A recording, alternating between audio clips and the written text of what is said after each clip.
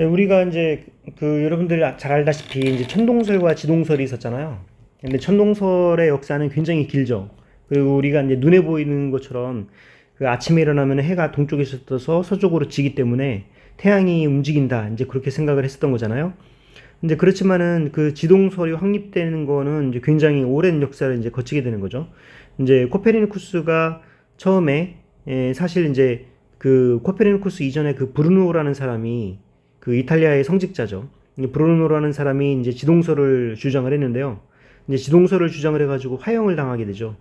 이제 그래서 저기 코페르니쿠스가 그 브루노의 그런 그 지동설과 그 다음에 프톨레마이오스의 그 천동설을 비교를 해보니까 아무래도 그 천체 운동을 설명하는 데 있어서는 천동설이 너무 이제 좀 억지스러운 그런 그 경향이 있는 거죠. 그래서 이제 지동설에 대한 내용을 체계적으로 정리를 하면서 이제 그거를 죽기 전에 그 유서로 남깁니다.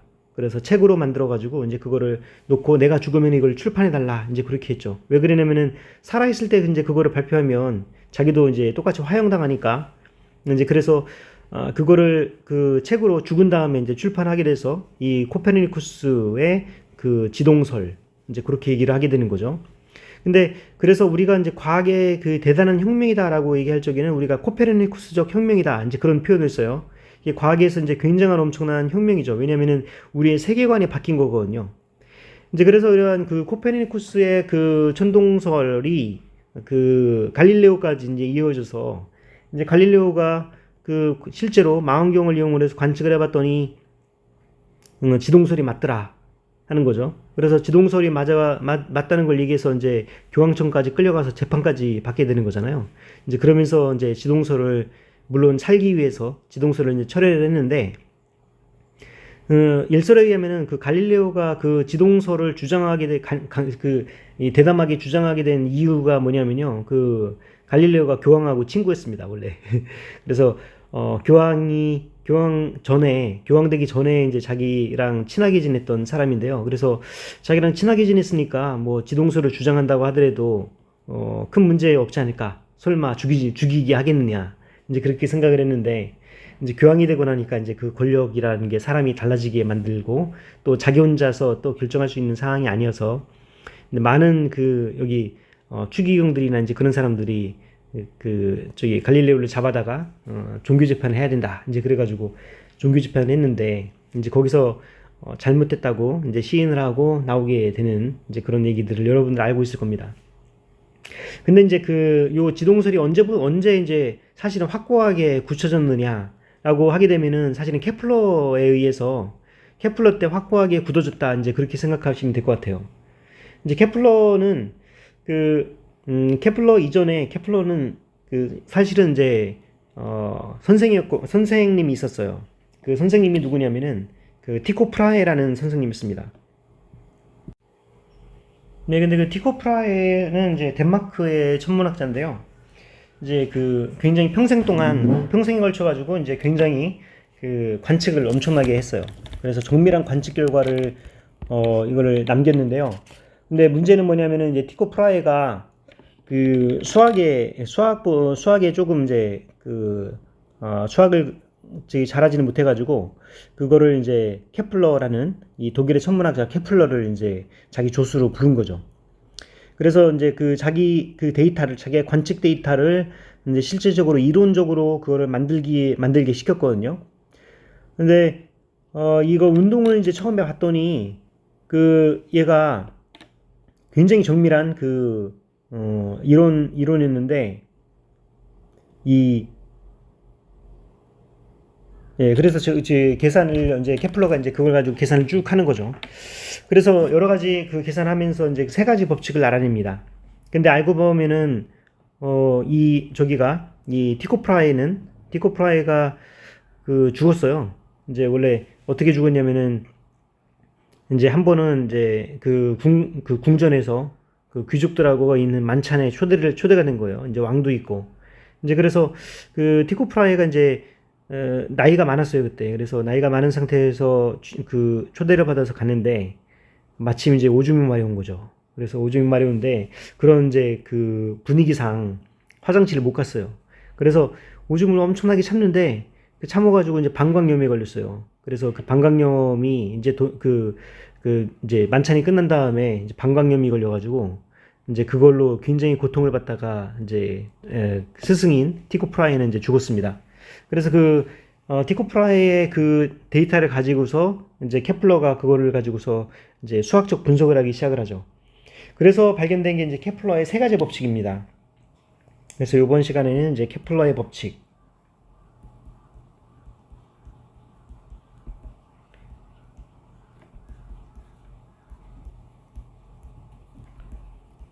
그래서 케플러의 법칙이 발견되면서 이제 그때쯤에는 이제 그 지동설이 이제 안정을 찾기 시작을 하는 거죠.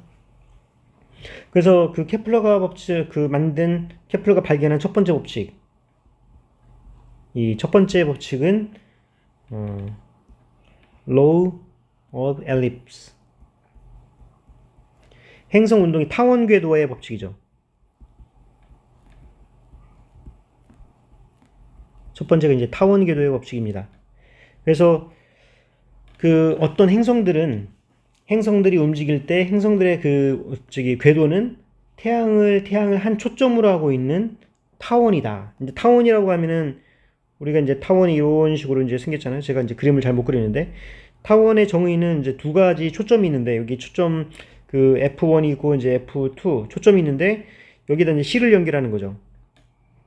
C를 이제 여기 F1, F2에 C를 연결을 해서 여기 C를 이제 팽팽하게 연결을 하는 거예요. 그래서 이거를 한 바퀴 슉 돌립니다. C를 팽팽하게 해서 한 바퀴 슉 돌리면 그러니까 R1 플러스 R2가 이제 L이라고 하는 일정한 조건으로 한 바퀴 슉 돌리면 얘가 바로 이제 타원이 되는 거거든요. 그래서 지금 여기 같은 경우에는 여기 태양이 요 한 초점에 있다는 거죠. 그래서 초점에 있고 이 행성들은 이 타원 궤도를 따라서 운동하고 있다라고 하는 거예요. 그래서 지금 그걸 말로 써보면요.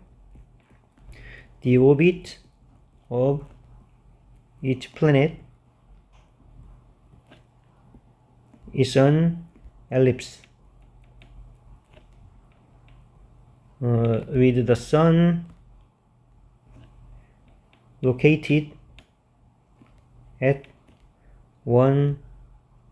its foci. foci라고 하는 거는 지금 요 타원 궤도의 그 한 초점을 이제 말하고 있어요. 이게 바로 타원 궤도의 법칙.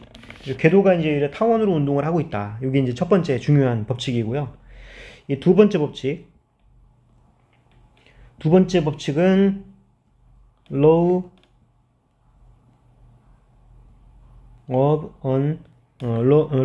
equal areas.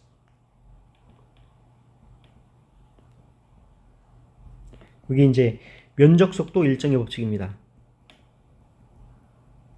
면적 속도 일정의 법칙.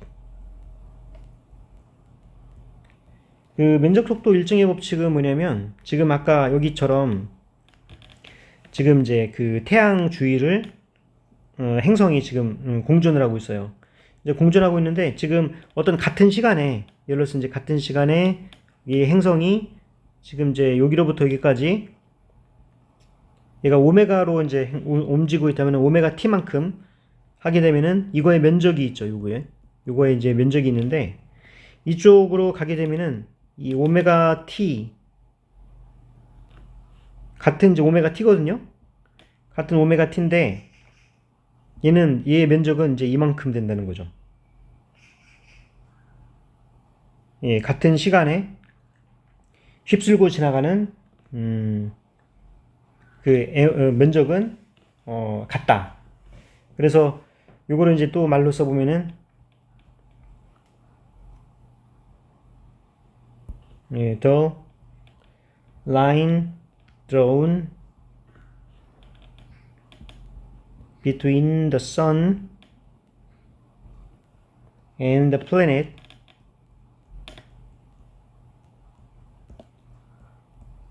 sweeps out equal areas in equal times as the planet orbits the sun. 태양을 이제 공전을 하게 되는데, 그 공전할 때 이제 이 공전 속도, 이 공전 같은 시간에 휩쓸고 지나가는, 여기 요 오메가는 이 평균 각속도입니다. 평균 각속도. 그래서 이 같은 시간에 휩쓸고 지나가는 그때 이 에어리어는 같다 하는 것이 이제 면적 속도 일정의 법칙이고요. 그 다음에 이제 세 번째 법칙. 세 번째 법칙은 뭐냐면 하모닉 로우. 이제 조화의 법칙이라고. 원래는 요 1번하고 2번 법칙을 이제 먼저 발견을 했고요. 이 조화의 법칙은 나중에 밝혀지게 되는데, 근데 사실 조화의 법칙은 2번의 법칙하고 동등하다는 거가 나중에 또 밝혀집니다. 이거는 뭐냐면은 이 공전 주기 있잖아요. 우리가 공전 주기를 타우라고 하면은 이 공전 주기, 이게 이제 공전 주기. 그 다음에 이거의 여기가 지금 R1이고 여기가 이제 R2 뭐 이런 식으로 생각을 하면, 요게 이제 평균 평균 거리가 있겠죠. 그래서 요 A라고 하는 거는 뭐냐면 세미 메이저 엑시스,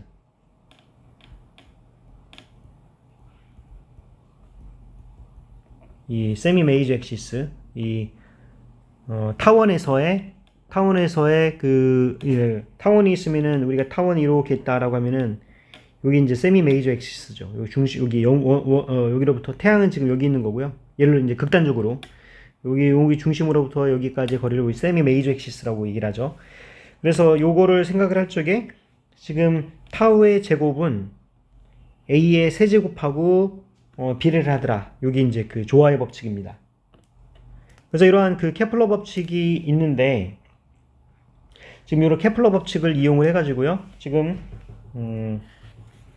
먼저 1법칙부터 설명할 게 아니라 2법칙부터 설명하겠습니다. 왜냐하면 2법칙이 좀 더 이해하기가 쉽고 1법칙은 굉장히 중요하지만은 좀 내용이 더 어렵기 때문에 2법칙부터 얘기를 하겠습니다. 그래서 케플러의 제2법칙, 사실 케플러의 제2법칙은요 각운동량 보존 법칙입니다. 이거를 이제 기억을 하셔야 돼요. 이 케플러의 제2법칙은 앵귤러 모멘텀 컨저베이션이다.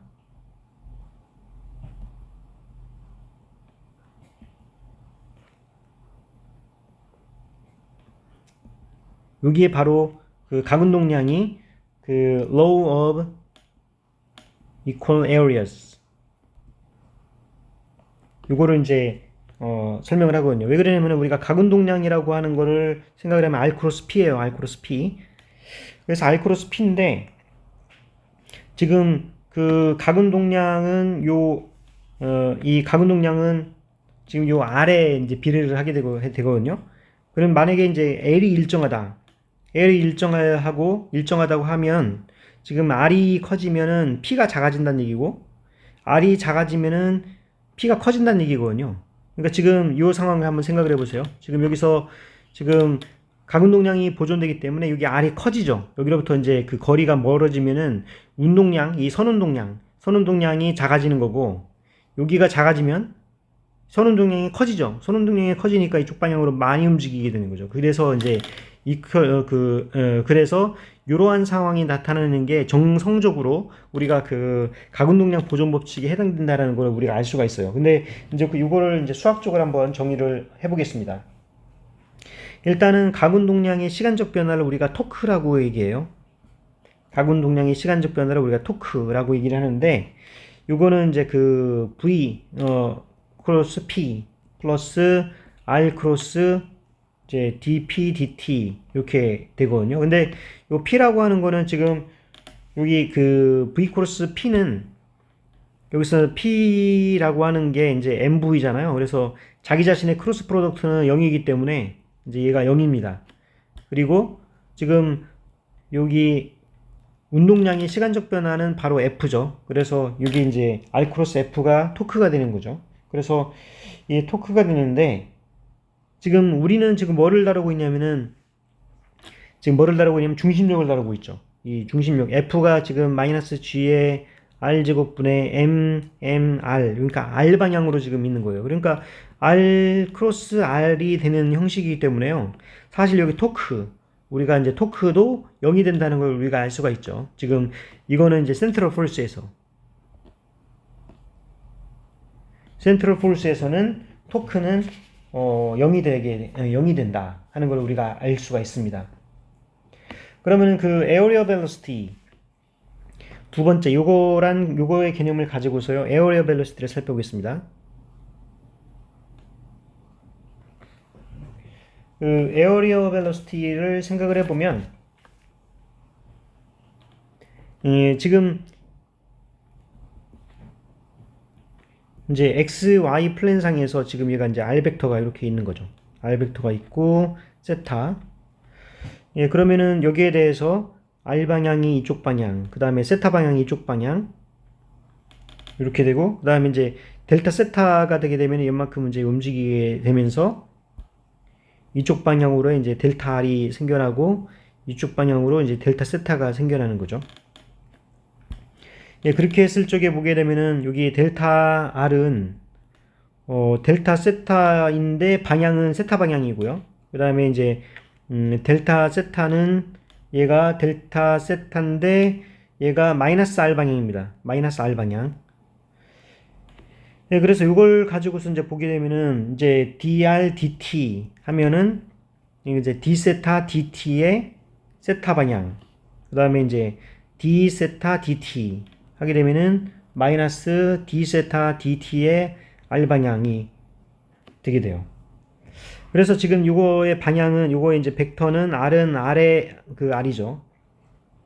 그러면은 여기에 속도는 r 나트 r 플러스 r의 dr dt인데 요 r 나트 r은 그대로 두고 dr dt가 뭐냐면 지금 얘가 r 세타 나트 세타죠. 그런데 이제 그 우리가 각운동량이라고 하는 것이 r 크로스 p니까 r 크로스 mv란 말이죠. 그러면 이제 그 r 크로스 m의 v가 지금 r 다트 r 플러스 r 세타 다트 세타 이렇게 되기 때문에 요 앞에 이제 r 크로스 r은 0이고 그래서 뒤에 있는 세타 텀만 남죠. 그래서 이거는 m의 r 제곱 세타 다트의 세타 텀만 남습니다. 세타 성분만 있죠. 그래서 이제 이게 그 일정하다. 각운동량 보존 법칙이라는 것이 얘가 이제 각운동량이 일정하다는 거잖아요. 근데 각운동량이 일정한 거랑 이 에어리어 벨로시티랑 뭐가 무슨 그 관계가 있느냐? 우리가 요 에어리어 요 DA라고 생각을 하게 되면은 그 에어리어는 생각을 하게 되면 여기 R 크로스 DR R 크로스 DR 하면 요 R 크로스 DR의 이제 2분의 1이 바로 이제 에어리어가 됩니다. 지금 이제 우리가 보게 되면은 여기 R이 이제 여기 있고, 이제 DR이 지금 이쪽 방향으로 이제 DR이 이렇게 있는 거죠. DR. 그러면은 R 크로스 DR 하게 되면은 그 방향은 이제 그 물론 이제 이거의 수직 방향, 이거의 수직 방향이긴 한데 이 크로스 프로덕트라고 하는 정의, 이 크로스 프로덕트라고 하는 정의 자체가 바로 이제 그 삼각형의 면적에 해당되는 거죠. 그래서 지금 요것이 만들어내고 있는 면적, 이제 여기에 대한 우리가 이제 크로스 프로덕트다. 이제 여기에서 이쪽 방향 위에 세타라고 하게 되면은 얘가 이제 A 크로스가 A가 있고 이제 B가 있으면은 얘가 이제 A 크로스 B다라고 하면은 이거가 만드는 평행사변형의 넓이가 되는 거거든요. 그렇죠? 그래서 이 평행사변형의 넓이의 반이 삼각형의 넓이가 되는 거죠. 그래서 이거에 이제 2분의 1이 여기 나옵니다. 그래서 지금 이러한 상황에서 보게 되면은 얘가 2분의 1에다가 여기 R 크로스 요 DR은 뭐냐면 DR은 R 방향 DR 플러스 R D 세타의 세타 방향이죠. 그래서 지금 여기서도 마찬가지로 여기 R 크로스는 이제 0이고요. 그 다음에 R 세타만 이제 살아남기 때문에 수직으로 여기서 2분의 1의 R 제곱 D 세타가 나옵니다. 그래서 이거의 면적 속도, 이 면적 속도라고 하는 거는 면적이 시간 미분인데 이게 바로 2분의 1 R 제곱 세타다트가 된다는 거죠. 그럼 아까 세타다트가 뭐였냐면 여기로부터 지금 mr 제곱 세타다트가 이제 콘스탄트, 얘가 이제 그 가운동량이었고 콘스탄트였다는 말이죠. 그래서 r 제곱 세타다트가 뭐냐면 바로 그 n분의 l이거든요. 그래서 n분의 l이라서 얘는 이제 2n분의 l이고 가운동량이 일정하기 때문에 얘가 이제 콘스탄트. 그래서 가운동량이 그러니까 면적 속도, 이제 면적 속도가 일정하다라고 하는 얘기는 바로 이제 가운동량이 일정하다라는 거를 알 수가 있습니다.